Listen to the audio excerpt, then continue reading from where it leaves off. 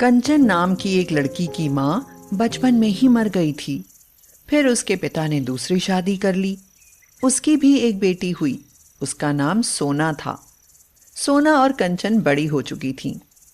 कंचन बचपन से ही बदसूरत थी। उसके विपरीत सोना बहुत सुंदर थी। एक तो बहुत गोरी भी थी।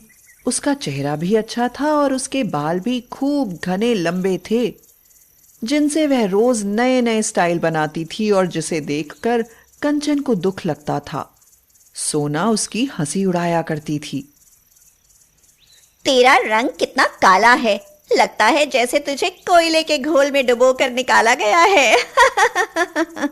और ये तेरे बाल, लगता है जैसे चिड़िया का घोंसला है।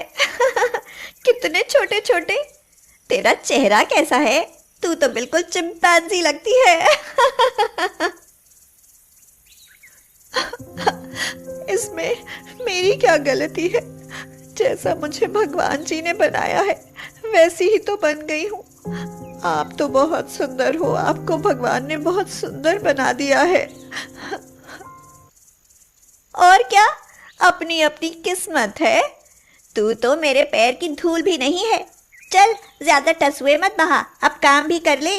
सारा काम तो पड़ा हुआ है।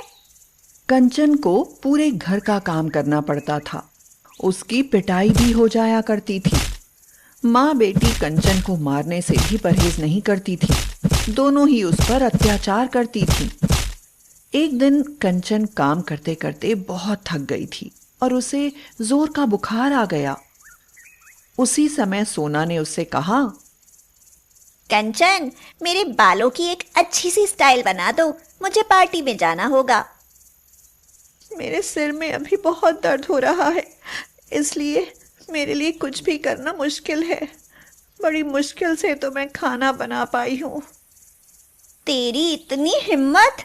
जरा सा काम करने को कह दिया तो साफ मना कर दिया। अब तो तू बहुत मगरूर होती जा रही है, पहले तो ऐसी नहीं थी। हाँ। मैं सच कहती हूँ, मेरी तबीयत ठीक नहीं है। कंचन को सोना का काम करने से मना करते देख उसकी माँ भी उससे नाराज हो गई। उन्होंने कंचन के बाल पकड़कर झकझोरते हुए उससे कहा, काम चोर, तू किसी काम की नहीं है। जरा सा काम तुझसे नहीं होता। चल जा, निकल जा मेरे घर से। तेरी मेरे यहाँ कोई जगह नहीं है। कंचन घर से निकल गई।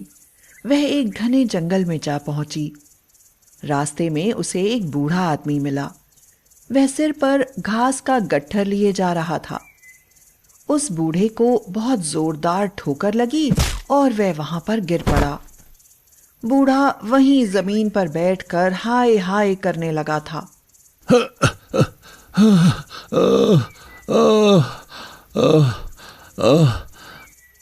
बाबा, तुम्हें क्या हो गया है? बेटी, मेरे पैर में बहुत जोर से ठोकर लग गई है, इसलिए मुझसे चला नहीं जा रहा है। ये देखो। कंचन ने देखा कि उसके पैर में बहुत चोट लग गई थी। वह अपने आसपास देखते हुए बोली, यह जंगली पत्तियां हैं। पापा ने बताया था कि इनको चोट पर लगाने से चोट ठीक हो जाती है। मैं बाबा की चोट पर यह पत्तियां लगा देती हूँ।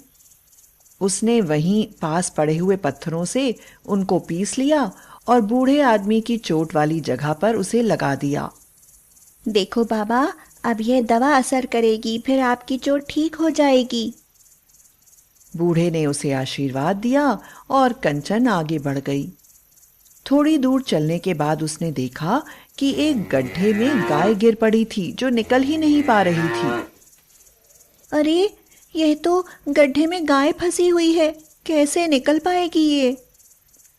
कंचन एक पेड़ की टहनी तोड़कर ले आई और उसने उसे गड्ढे में डाल दिया।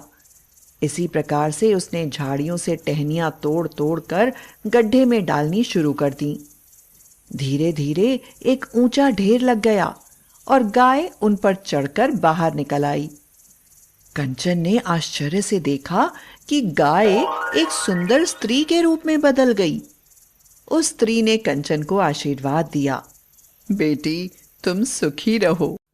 थोड़ी और आगे चलने पर कंचन ने देखा कि एक पेड़ के नीचे एक तपस्विनी बैठी हुई है और लगातार माला जप रही है, लेकिन उसके आसपास जमीन पर बहुत गंदगी पड़ी है।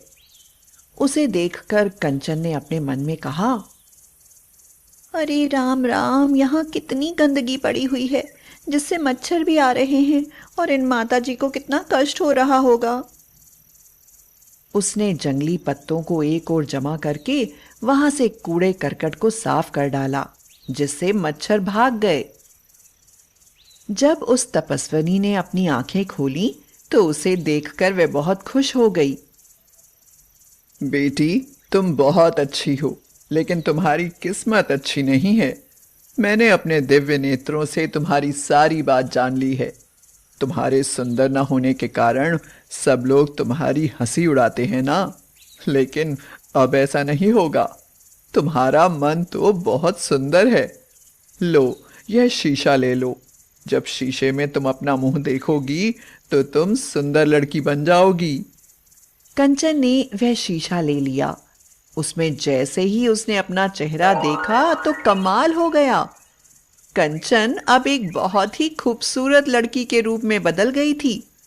अब उसका रंग दूध की तरह गोरा हो गया था और उसके बाल काफी काले, घने और लंबे हो गए थे।